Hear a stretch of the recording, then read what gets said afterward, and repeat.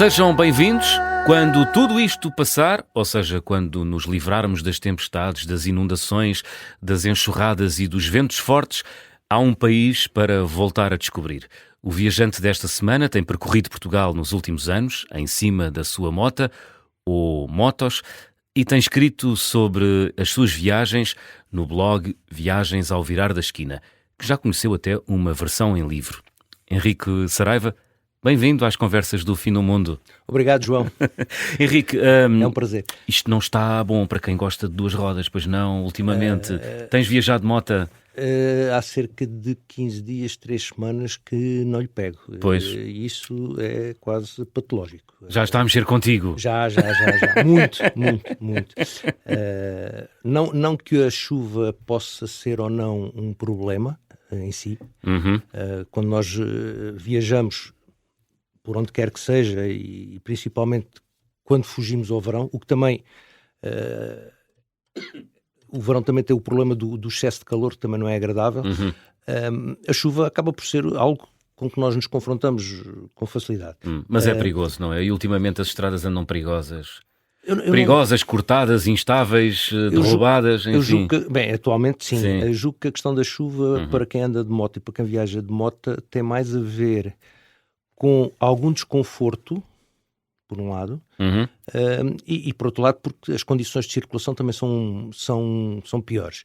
E em terceiro lugar, obviamente, se nós queremos viajar para conhecer e para ver, quando está a chover vemos muito pouco. Pois. E isso aí perde um bocado o interesse da viagem. Muito bem. Qual é o teu registro como motoviajante? São viagens sobretudo ao virar da esquina, não é? O título do teu blog, ou seja, viagens por Portugal. Mas dentro de Portugal, tu és off-road, és... Não. És road? És road. 90% ou 95% road, se tiver que passar por um caminho de terra, de preferência que seja terra batida, em boas condições, etc. Não tenho propriamente nem os skills próprios para isso, não tenho experiência, embora em tempos tenha feito até um curso de condução em off-road. E por outro lado, o tema é mais simples até do que pode parecer. É que há uma questão que tem a ver com a aderência. Ou seja, se eu tenho uma moto com pneus para andar em estrada, se for para terra muito como mais arde, mais complicada, vai correr mal. A coisa pode ter uma elevada probabilidade de correr mal. Muito bem, vamos falar das tuas viagens ao virar da esquina. Portugal, Henrique, é um país para viajantes de moto? Pergunto isto porque habitualmente associamos as duas rodas, enfim, àqueles vastos territórios, a África, a Ásia Central, as Américas. Portugal é um país pequenino e é bom para viajar de moto? Muito bom. Aliás, o espírito das viagens ao virar da esquina, quando nasceu, foi precisamente esse. Nós temos, felizmente, bastantes viajantes no nosso país que se espalham pelo mundo, vão à procura da aventura mais longínqua, talvez um bocado aquele espírito que nós temos desde os anos 500. É verdade. Deve haver um gene qualquer aqui ainda por descobrir no nosso sangue. E depois há os que, como se costumava dizer, os que ficam cá dizem mal dos que foram. Bem, não é o caso. E na altura, quando comecei a viajar, passei a ter mais tempo disponível e queria viajar com frequência. E normalmente essas viagens mais longínquas, quem as faz uma, leva o mês das férias ou mais tempo o que seja, mas faz uma por ano, 2 no máximo dos máximos. E eu queria viajar com frequência, queria começar a viajar em janeiro e acabar de viajar em dezembro. Isto porque tu agora tens tempo, estás reformado. Exatamente. Não é? Que sorte! Desde 2018. E, portanto, tenho essa facilidade de ter o tempo disponível e, portanto, comecei a fazer pequenos passeios. E pequenos passeios... O primeiro, se quisermos, quando atingi o meu estado de liberdade plena, foi um dia de manhã... Eu cessei a minha profissão no final do ano de 2017 e no dia 3 ou 4 de janeiro peguei na moto e digo assim, eu tenho que ir a qualquer lado. Bem, peguei na moto, estava um frio de rachar, mas um sol lindíssimo. Fui em direção às praias da zona da Lagoa da Albufeira, Praia do Meco, Cabo Espichel, Sesimbra, a Rábida, e digo assim, isto que eu quero. E, portanto, a partir daí, mais perto, mais longe, mais dias, menos dias, mas já percorri praticamente o país todo. Ok. Falta-me um recantozinho na zona de Bragança e do Douro Internacional, onde eu ainda não fui. É a parte que me falta. O resto, Aconselho. eu sei. Aconselho. E entretanto, na altura, quando nos últimos tempos ainda trabalhava, escrevia uns pequenos textos. Aliás, eu na altura praticava BTT a nível amador, muito amador, e depois em algumas provas em que Recreativo ou lúdico? Era completamente. gastronómico ou recreativo ou lúdico? Por aí. A parte do gastronómico no fim era muito interessante. É uma vertente. É uma vertente. E Portugal é bom para isso. Ui. E então, eu já na empresa, de vez em quando fazia assim uns textos com uma certa cariz até quase humorístico, irónico, sobre as nossas provas de BTT. Ok. E a escrita sempre foi algo que eu gostei desde miúdo, sempre gostei muito de escrever. Ok. E foi assim que nasceu então o blog. E acabou por nascer com estes pequenos passeios de moto. De mota. Vamos falar deles, porque isto é um programa de viagens. Obviamente. As pessoas ouvem o Conversas do Fim do Mundo e querem tirar notas, não é? Vamos lá, Henrique. Então, vamos provar que o fim do mundo pode ser aqui ao virar da esquina. é verdade, mas é mesmo verdade, não é? isso. Não é a distância que conta, Respondendo à tua, desculpa interromper-te, respondendo à tua pergunta, à tua questão sobre o viajar de moto em Portugal. Portugal tem uma característica muito particular e que eu penso que as pessoas, ou pelo menos não é comum termos essa noção. Nós temos um país pequenino, muito variado, muito heterogéneo. Eu acho que uma das coisas mais engraçadas que nós podemos ter e, por exemplo, quem faz a Nacional 2 tem essa percepção. Normalmente a Nacional 2, por uma questão que não tem nada que ser, mas começa-se em Chaves e acaba em Faro. Sim. Porque em Chaves é o quilómetro zero e em Chaves é o 738,5. Quem vem na zona centro e começa a chegar a Abrantes, a transição é fantástica, porque nós vimos de uma zona do país em que o terreno está todo enrugado, parece que foi todo amarfanhado, serras, subidas, descidas, etc. Cheia de pinheiros, eucaliptos. Chegamos a Abrantes, temos uma vista fabulosa. Se formos ao castelo, o castelo de Abrantes é lindíssimo. Temos uma vista fabulosa para sul da planície alentejana. Um bocado de Alzira e planície alentejana. É fantástico. Portanto, olhas para trás e vês um país, olhas para a frente e vês outro, não é? Tal e qual. Não é? E se falares com as pessoas, também vês que têm hábitos culturais, gastronómicos diferentes. E andas mais 100 km para norte, ou para leste, ou para o oeste. Para o oeste ou para leste não podes andar muito mais. E vais encontrar diferenças. A zona da Beira Baixa é totalmente diferente da zona da Beira Litoral. Deixa-me ver se eu consigo perceber. Fazer aqui um exercício teórico.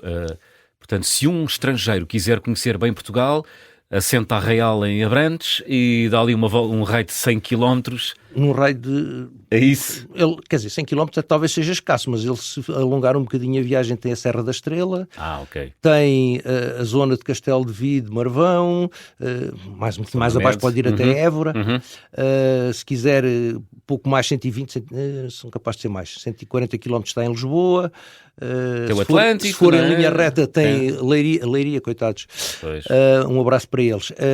Leiria e depois as praias ali daquele litoral, o Baleal, por exemplo, que é lindíssimo. Portanto, é fácil. Embora não fosse essa, talvez, a minha sugestão. Então, qual é a tua sugestão? A minha sugestão, já nós falámos nela, era, por exemplo, fazer a Nacional 2. Porque a Nacional 2 tem uma vantagem grande. Por um lado, atravessa o país longitudinalmente. De alto a baixo, não é? De alto a baixo. Permite termos a percepção de toda essa variedade, todos esses cambiantes, seja da morfologia do terreno, seja das tradições e da cultura das pessoas, seja até às vezes dos próprios sotaques. É verdade. E depois a gastronomia também. Começas a viagem a assobiar, não é? E acabas a cantar. A cantar, exatamente. E... sem desprimor para quem assobia, para quem canta. Nada, zero. E com a vantagem também de que quando a estrada foi traçada, isso é uma história engraçada, quando a estrada foi traçada, ela tinha como objetivo precisamente ser a espinha dorsal do país em relação à rede rodoviária que que na altura estava a ser criada. Isto Sim. data de 1945, do plano rodoviário de 1945, por inspiração do Duarte Pacheco. E a estrada começa em Chaves, que não é capital distrito, passa em Vila Real, que é capital distrito, passa em Viseu, que é capital distrito, pelo caminho de Lamego, e a partir daí chega a Faro, que é capital distrito. Ou seja, é uma estrada que passa pelo interior. É uma estrada que nos dá tudo aquilo de mais genuíno que nós possamos ter no nosso país, de uma forma relativamente condensada. São 700 e tal quilómetros, 3, 4 dias já não é mau para fazer, depende também depois de como é que se faz. Há quem faça a pé e demora mais tempo, quem faça de bicicleta demora um bocadinho mais, e há quem faça de carro e perde metade da beleza da estrada. Portanto, tu já fizeste moto? Já fiz de moto. Já fiz 2 vezes na totalidade. E a maior parte do percurso, várias vezes, porque entro aqui e para colar e saio. Entras e sais. Porque é inevitável. Para quem anda Fizeste estradas, sempre de Chaves para Faro? Sim, por acaso nunca fiz de sul para norte. E é uma lacuna porque as estradas devem ser sempre feitas nos 2 sentidos. Porque aquilo que nós vemos à ida é diferente daquilo que nós vemos à vinda. É verdade. Mas pronto, as coisas às vezes não dá para fazer isso, mas é uma realidade. E a estrada, isto a propósito de... Agora perdi-me. Da Nacional 2? Da Nacional 2. De ter uma boa visão do país. Dar-nos uma boa visão do território. E depois, ela deveria ser, e isto é uma luta que eu tenho... uma luta que eu tenho desde há muito tempo, e aliás é uma luta que eu já abandonei há uns anos, porque eu acho que é talvez dos produtos turísticos destinados a quem viaja, principalmente de moto. Há alguns troços da Nacional 2 que hoje em dia até já estão desqualificados como sendo da Nacional 2. Dou um exemplo, o troço que vai desde a Sertã, praticamente até Abrantes, mas principalmente da Sertã até Vila de Rei, depois passado um bocadinho Vila de Rei, Sardual e Alferrarede, foi construída provavelmente nos anos 80, talvez, uma via rápida que hoje em dia está classificada como Nacional 2, mas que não é a Nacional 2 genuína. A genuína passa, por exemplo, pelo Penedo Furado, é uma estrada interior, hoje em dia é uma CM qualquer coisa, e é bastante sinuosa. Se nós formos de carro, aquilo para o condutor pode ser interessante, para os passageiros, provavelmente. Mas na tua opinião, o que é que deveria ser feito em relação à Nacional 2? Eu acho que a Nacional 2 precisava de ter... Ela hoje em dia já tem muita visibilidade até no estrangeiro. Já se vê em revistas estrangeiras a comentarem a Nacional 2, os espanhóis veem... Há livros, há tudo. Todavia... vive muito de iniciativas isoladas ou separadas. Na tua opinião devia ser vendida entre aspas. Um produto integral. Devia ser promovida como um produto turístico integrado. E haver o cuidado de perceber que uma coisa é a serventia da Estrada Nacional 2 para quem a utiliza no seu dia-a-dia, ou quem necessita da estrada e utiliza a estrada, e outra coisa é a Estrada Nacional 2, produto turístico, que se deveria aproximar o mais possível daquilo que é a parte genuína. Pois. Há zonas que já não é possível, por exemplo, quando foi construída a barragem do Cabril, houve uma parte que ficou submersa, mas portanto há a variante, dá para ir apanhar a estrada um pouco mais à frente, mas tudo isso são coisas que... Bem... É para fazer. É a nossa Route 66, não é? Dizem isso, detesto essa designação. Ai caramba, não me fui meter. Não, sabes porquê? Porquê? Nós temos um bocado o hábito... De copiar, é isso?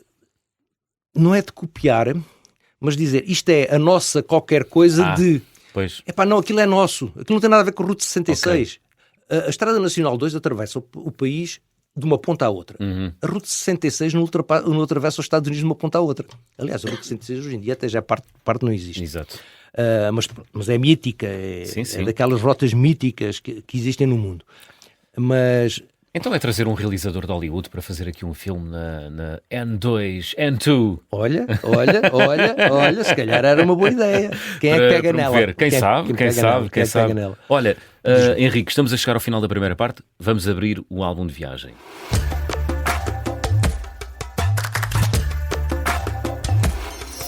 Então, trazes contigo ou tens contigo algum objeto que tenhas trazido das tuas viagens e que seja especial, Henrique? Tenho. Como disse há bocado, eu fiz já integralmente a Nacional 2 de 2 vezes. A primeira vez foi em 4 dias com uns amigos. A segunda vez foi num só dia, percorri a Nacional toda de uma ponta à outra. O objetivo na altura era fazer um teste a uma moto que tinha acabado de sair e, portanto, fazer um teste como deve ser nada melhor do que fazer uma boa viagem. E uma viagem desafiadora. Resolvi fazer isso e resolvi, não tornei a repetir, convidar no blog e na página de Facebook quem quisesse juntar, venha daí. E acabámos por ser, eu se bem me recordo, 10 motos, uma delas um casal, portanto 11 pessoas. E viemos por aí fora. Entretanto, também houve uma peripécia, ou várias peripécias pelo caminho, porque uns perderam-se. E, entretanto, havia um compromisso moral, porque como a marca da moto também estava envolvida, havia a necessidade de fazer ali um pouco também de charme comercial nos concessionários. O que é que acontece? Em Viseu perdi muito tempo, em Leiria perdi muito tempo, neste caso em Vila de Rei perdi muito tempo com o concessionário de Leiria. Quando cheguei aos de Évora, eu cheguei 4 horas atrasados e eu já lá não estava. Resumindo e concluindo, aprendi que as coisas têm que ser bem organizadas. Bem, onde é que entra o objeto que eu trouxe? Quando chegámos ao final do grupo, um dos membros, um que ficou como amigo, e que tinha uma empresa que trabalha metal, alumínios, etc., ofereceu-me um marco da Estrada Nacional 2. Que é o que tens aí. Que é este que eu tenho aqui. Portanto, é um marco que tem 40 centímetros de altura, mais ou menos, e que reproduz os marcos tradicionais da Estrada da Nacional 2. Estrada Nacional 2, Chaves Faro, Chaves quilómetro 0, Faro quilómetro 738,5. E pronto, e ficou como recordação dessa viagem, que curiosamente foi no dia 25 de janeiro de 2020 e, portanto, 2 ou 3 semanas antes de ficarmos fechados em casa. Pois, portanto foi ali mesmo in extremis. Foi. Muito bem, estamos à conversa com Henrique Saraiva, é o motoviajante, autor do blog Viagens ao Virar da Esquina. Vamos continuar a viajar por esse imenso Portugal na segunda parte das Conversas do Fim do Mundo. Até já.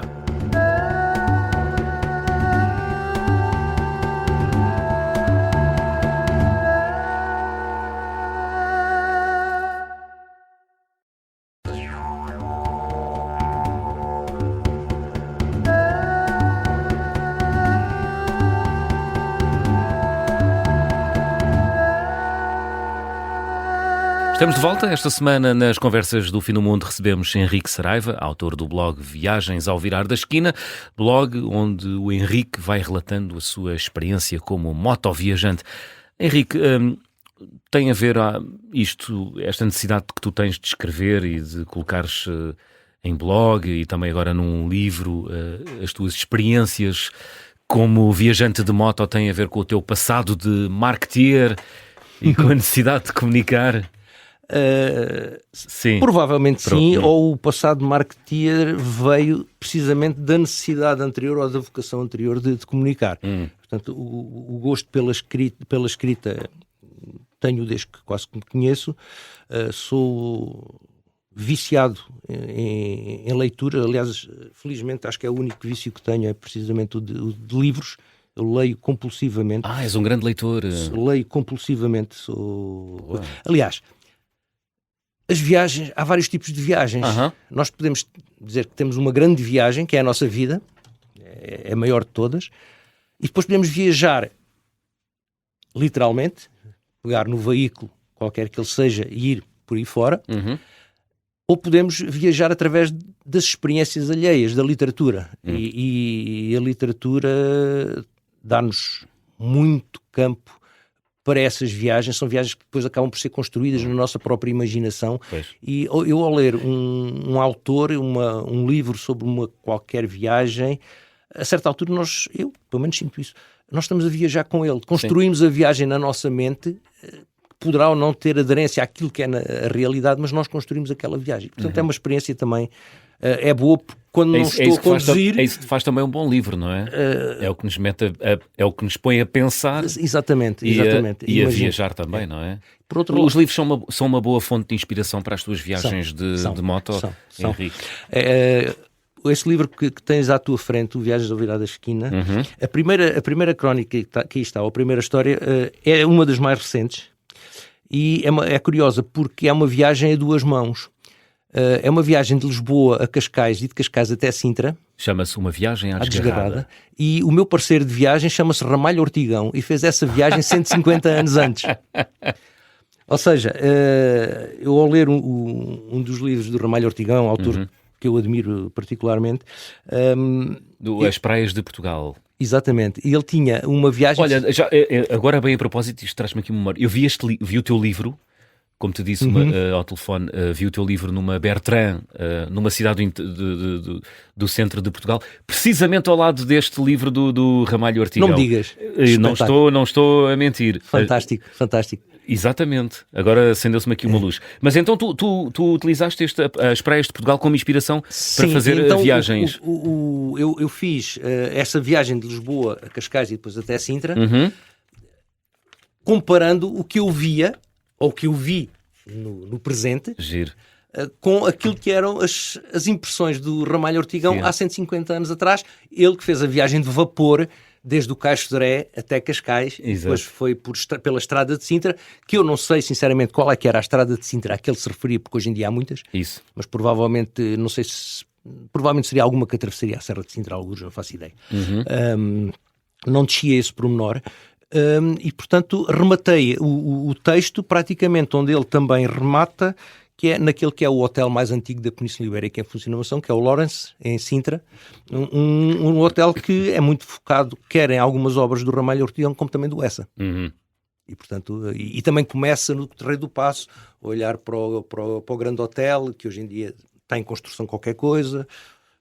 E pronto, não digo mais, que senão as pessoas depois já não compram o livro. Lá está, Henrique Marketeer. É um livro muito interessante, com muitas viagens que tu realizaste aqui ao virar da esquina. Henrique, para quem nos ouve e está aqui já agarrado ao bloco e à caneta, à espera de boas dicas para viagens em Portugal, quando chegar aí a primavera, por exemplo, quem vive lá para cima, para a zona norte do país, deve ir onde? Viajar para onde, de moto? Para quem vive no norte, O que é que recomendas? Eu sugeriria um percurso que teria que ser feito até meados de junho, porque a partir daí o calor começa a ser demasiado e torna-se desagradável, mas é uma opção. Um percurso que poderia começar em Vila Velha de Ródão, por exemplo. Ok. Tem nas margens do Tejo. Nas margens do Tejo. Tem o castelo do rei Vamba, que tem uma lenda engraçada, uma história engraçada do tempo dos Visigodos. Vir por aí fora, ir ver Nisa e os seus bordados, ir a Castelo de Vide, que é uma terra muito bonita. E já mais fresca, não é? E mais fresca. Lá vamos às tais comparações que eu não gosto. Chamo-lhe a Sintra do Alentejo. É isso que eu ia dizer. Ir a Marvão, que é fantástico, é lindíssimo, o castelo no cimo do penhasco, onde se dizem que se consegue ver as águias de costas, e é verdade que eu já vi. Logo ali embaixo, ao pé da Serra de São Mamed, uma antiga cidade romana, a cidade da Maia. Depois toda a Serra de São Mamed, Porto Alegre, uma cidade também lindíssima. Depois seguir Campo Maior. Ok. Ir à Serra de São Mamed ou não? Sim, claro Porto Alegre, atravessar a Serra de São Mamed. Ou atravessar de Marvão para Porto Alegre por dentro da serra. Ah, ok. Tem ali umas cascatas, não é? Exatamente, tal e qual. Mas aí tem que ser apiado, não é? Já não dá? Ou dá para passar? Ou passas de moto? Podes passar e a certa altura depois terás que fazer algum pequeno troço a pé ou não. Mas dá para passar. Porto Alegre eu iria até Campo Maior e, sem fazer publicidade, iria ao museu, chamava-se Museu do Café, hoje é Centro de Pesquisa do Café, não é? De interpretação da história do café. Uma obra notável do Rui Nabeiro. É fantástico e recomendo vivamente a visita. Tem mesmo lá um ecossistema montado, não é? Tem. Entre outras coisas, sim. Não é? Sim. E muita memorabilia anterior, conta toda a história da parte do contrabando do café. É interessantíssimo. A vila em si também é engraçada, também é bonita, uma típica vila alentejana. Daí seguiria em direção a Elvas. Okay. Elvas é ou uma das maiores praças fortificadas da Europa. Tem os fortes. O Forte da Graça então é notável, é lindíssimo, e a própria cidade está muito bonita, é muito bonita e vale a pena ver. Depois, a partir daí, depende muito daquilo que... Eu perguntei-te norte, tu deste-me centro e sul. Mas quem viesse do norte para vir para sul. Ok, pronto, isto é um passeio... E agora queres ao contrário? Agora sim, ou lá em cima, na região norte. Talvez a 222 será... A 222... sim, que é a nacional que vai de Vila Nova de Gaia, não é? Vai até Almendra, vai até o Pinhão. Isso. E um bocadinho antes do Pinhão vira-se à direita e vai até Almendra. Em termos de condução... Ou seja, pela margem esquerda do Douro. A parte que eu gostei mais, em termos de condução, foi a parte desde o Pinhão até Almendra, porque é estrada de serra. Ok. Porque o resto da estrada, a primeira parte da estrada é junto à margem, a primeira parte, até ali à zona de entre os rios, mais ou menos, tem pouco interesse. Okay. E sai-se muito, foge-se um bocado do Douro, portanto há muitas povoações, etc. Depois dentro dos rios, adiante, começa a ser mais interessante. E depois há aquela parte entre o Peso da Régua e o Pinhão que dizem que é a melhor estrada do mundo, ou pelo menos foi em tempos classificada como isso. Sob o ponto de vista paisagístico, não há dúvida que é uma estrada lindíssima. Sob o ponto de vista de piso também, tem bastante trânsito, mas não é propriamente... Sim, eu penso que talvez para circular de carro, sim. Circular de moto não é muito desafiante. Eu nesse aspecto, se calhar em vez da 222, preferiria fazer a Nacional 103, que é a que vai de Braga para Braga, Chaves, Bragança. Eu não conheço, o troço de Chaves para Bragança, conheço só até Chaves. Também é espetacular. Em janeiro, fevereiro do ano passado, fui para o Alto Minho, tive uns dias no Alto Minho, Ponte de Lima, Ponte da Barca, depois toda a parte do Rio Minho, a descida do Rio Minho, a Viana do Castelo, e no final resolvi entrar no Gerês pela fronteira da Portela do Homem. Sim. Ou seja, por norte. Saí para a Espanha, um bocadinho, e entrei. Quando cheguei à fronteira, antes da fronteira, tinha caído uma carga de água monumental. Aquela descida pela Mata da Albergaria até cá abaixo ao Gerês, às Caldas do Gerês, lindíssima, lindíssima, lindíssima, porque as árvores todas molhadas, as cascatas nas encostas a correr, fantástico. Não havia vivalma, portanto, inverno e chuvoso, espetacular, uma coisa deliciosa. Depois chegámos cá abaixo, ao pé da barragem da Caniçada, voltámos para cima, fomos até lá acima, à barragem da Vilarinho das Furnas, portanto fizemos a subida toda pela outra encosta, São Bento da Porta Aberta, etc. Também muito bonito, esse santuário fantástico. E tive o desgosto, uns meses mais tarde, de ver que parte do trajeto que eu tinha feito tinha ardido no verão. Caramba. E é uma das coisas que choca, e atualmente esta situação que nós vivemos ainda na zona centro e aqui na zona do Tejo e na zona de Porto Covo, por exemplo, com o desaparecimento de partes de estrada, etc. Choca ver estradas onde eu passei há meia dúzia de dias, digamos assim. É chocante, mas pronto, são os fenómenos da natureza, são as alterações climáticas, se calhar a incúria humana também em alguns casos, e, portanto, é o que nós temos. Olha, diz-me uma coisa, gostas mais de viajar em Portugal no inverno, no verão, na primavera? Eu gosto de viajar sempre. Gosto de viajar sempre. O verão tem um contra. Sim. E em Portugal, neste Portugal atual, tem um contra. Se nós formos viajar no mês por exemplo, mês de agosto, do Tejo para baixo, é quentíssimo. É insuportável. Pois. Viajar com 35, 40 graus de temperatura tira o prazer todo da viagem. Para norte, temos os incêndios. E meter-me em estradas... Nós a viajar de moto não se viaja na autoestrada. Andar de moto não se anda na autoestrada, só se for preciso, ou recuperar tempo, ou querer chegar depressa a qualquer lado, por qualquer motivo. Senão é uma seca andar de moto em autoestrada. É uma seca diabólica. E, portanto, de carro já é às vezes, não é? Exatamente. E, portanto, eu privilegio sempre as estradas nacionais. Sim. Ora, andar nas estradas nacionais, na época dos incêndios, não vale a pena. Acho que não compensa o risco. Não que eu tenha receio de ser apanhado por um incêndio, não tenho, porque isso é uma questão da pessoa também estar relativamente bem informado e tentar perceber as coisas. Mas se eu for apanhado numa zona onde existem incêndios, eu sou mais um para atrapalhar. Portanto, não vale a pena. E, portanto, Portugal, eu já cheguei à conclusão que Portugal em agosto é para estar sossegado. Eu tenho uma casa no norte do Alentejo, de família, e nos últimos 2 anos estive lá à moto e não saí. Fui uma vez a Cáceres e apanhei tanto calor que me serviu de emenda.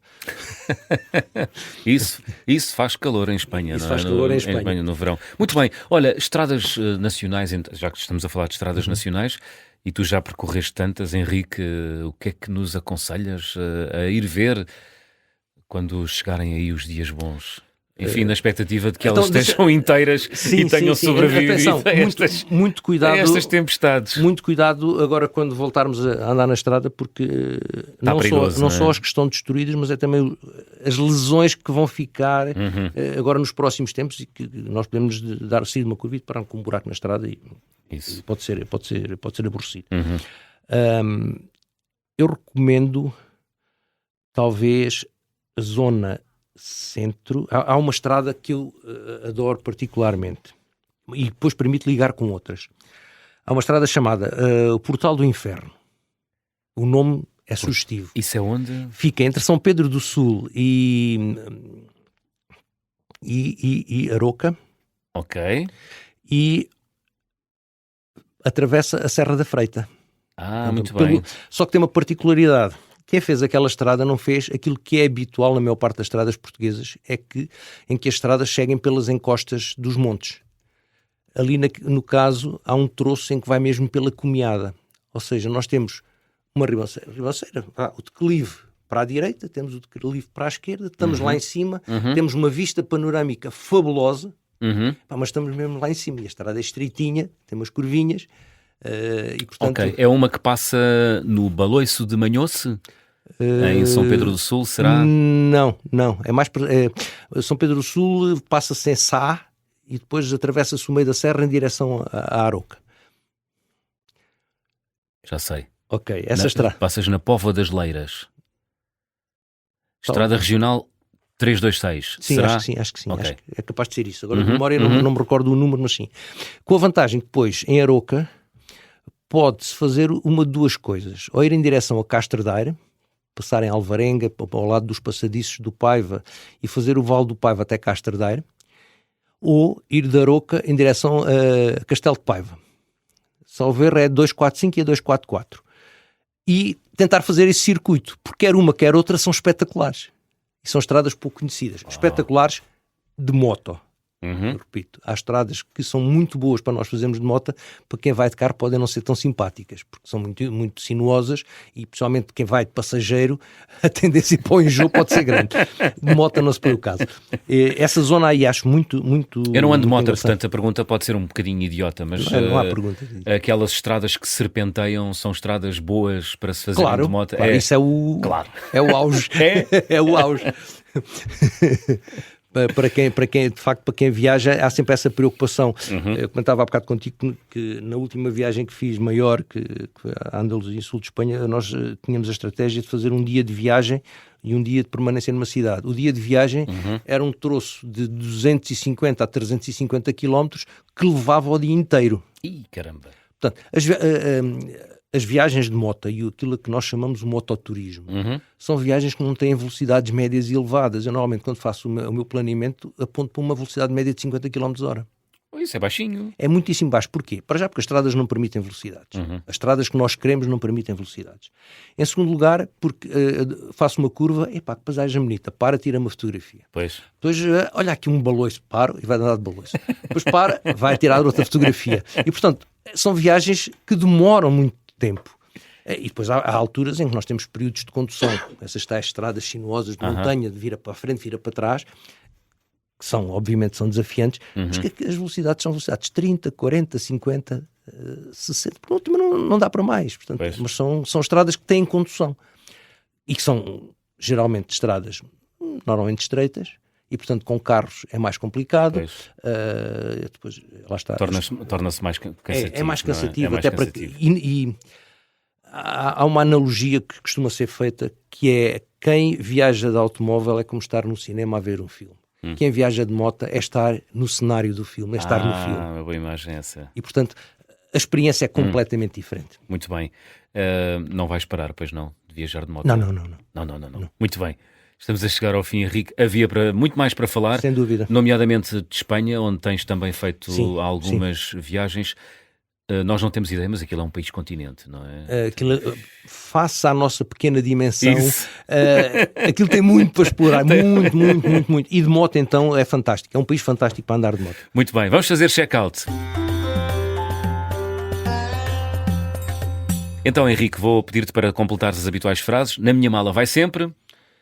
uma máquina fotográfica e um livro. A máquina fotográfica hoje em dia pode ser o telemóvel. Se for com uma mala de viagem pequenina, o telemóvel serve. Senão, e o livro? O livro é literatura? É uma literatura. Eu tenho o hábito de ler principalmente quando me deito. Portanto, para a cama, uma horinha de leitura. Bom hábito esse, todos é um os bom dias. hábito. E, portanto, tem que ser um livro que me apeteça ler naquela altura. Ok, não tem necessariamente a ver com o lugar da viagem? Não, pode ser ou pode não ser. Ok. A viagem com mais peripécias que realizei até hoje? Já te estás a rir. Eu estou-me a rir por uma razão. As minhas viagens normalmente não têm muitas peripécias. Eu tenho uma questão por feitio, que não gosto de surpresas. Ok. E tenho a noção que reage mal face aos imprevistos. Ou seja, não tenho boas reações àquelas pessoas que são completamente desenrascadas. Perdi os documentos. Que se lixe. Vamos embora. Já estou a falar, a utilizar Ok, se furares a meio de uma viagem... não, sei o que é que tenho a fazer, mas já me estraga o dia. Ok. E portanto... então, peripécias. Recorro muito ao planeamento e o planeamento impede as peripécias. Uma viagem mas isto é uma peripécia engraçada, foi nos Pirineus, em junho também, portanto quase no verão, só que os Pirineus são muito instáveis em termos de clima. E a certa altura apanhámos à saída de Andorra um início de chuva. Eu levava um equipamento, o fato de moto, que eu julgava que era impermeável. Mas não era verdade. Quando já passa a fronteira para a Espanha, portanto tinha andado pouco, comecei a sentir os joelhos úmidos. Digo assim, está a repassar. Bem, foram 250 km até Figueras, a terra do Dalí.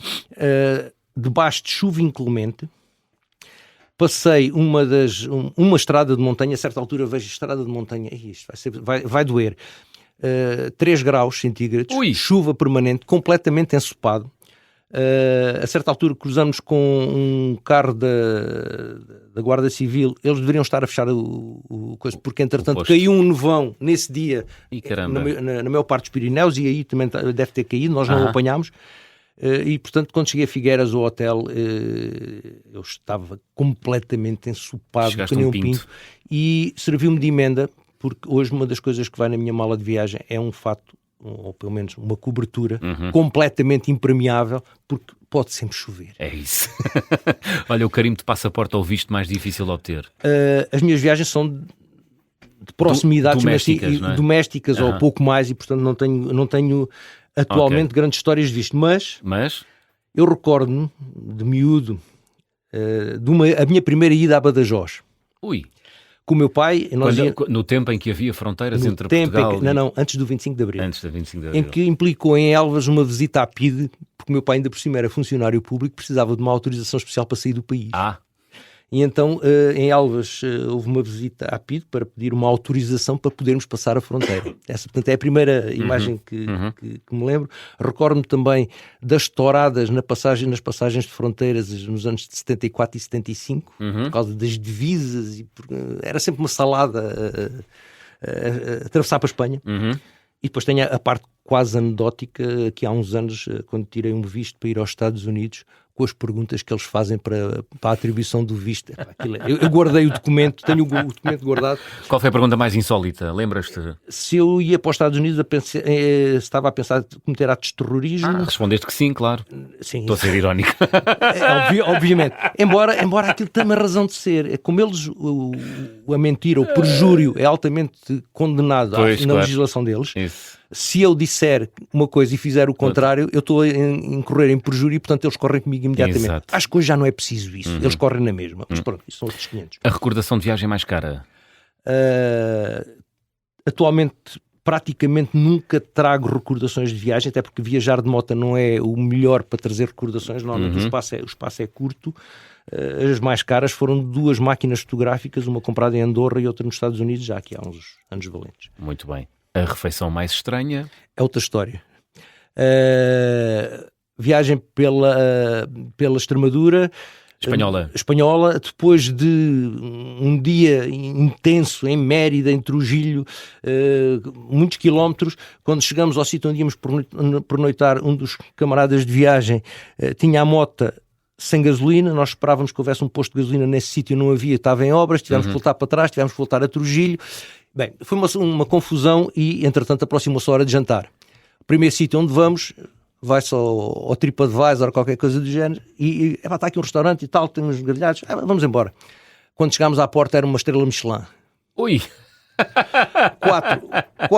Quatro marmanjos vestidos de fatos de mota, sujos, depois de um dia de muita viagem e de bastante calor.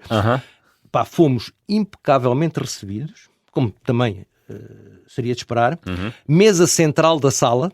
Ui. Nós os 4, havia as outras pessoas à volta. Impecavelmente tratados.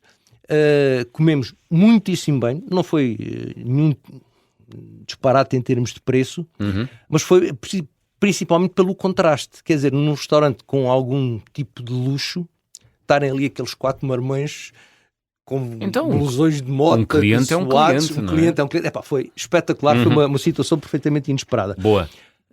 Não sou muito de refeições estranhas ou não estranhas, porque eu sou um bocadinho esquisito com o comer e portanto, a gastronomia não é o meu forte. Gostava de viajar com? Gostava de experimentar viajar com os meus filhos, fazer uma viagem com os meus filhos. De moto? De preferência, mas duvido que isso seja possível porque alguns deles não estão para aí virados. Então é experimentar, vão à pendura, todos pendurados no pai. Já todos andaram, mas fantástico. Mas não é muito por aí. Olha, Henrique, que música trouxeste para fechar a conversa do Fim do Mundo esta semana? Bem, esta música é uma música dos Dead Combo, chama-se Povo que Vais Descalço. E foi a música que serviu de banda sonora para o vídeo sobre o making-of do meu capacete da calçada portuguesa, que foi feito precisamente para apoiar a candidatura portuguesa a património cultural e imaterial da humanidade pela Unesco. Muito bem. Está aqui o capacete. Esse capacete bem bonito. É um capacete do Nex, único, que tem uma pintura que retrata 3 dos padrões mais clássicos da calçada portuguesa. Parece que levas um passeio na cabeça. Completamente. Este making-of foi passado num festival no Lisbon Motorcycle Film Fest em junho de 23. E a banda sonora foi uma história com algumas peripécias também. Feita pelos Dead Combo. Foi pelos Dead Combo e eles graciosamente acederam a que a música fosse a banda sonora deste filme. Muito bem. Dead Combo a fechar a conversa do Fim do Mundo desta semana. Henrique, muito obrigado. Obrigado eu. Estamos de regresso 2 a 8 dias. Até lá, já sabem, sejam bons e boas viagens.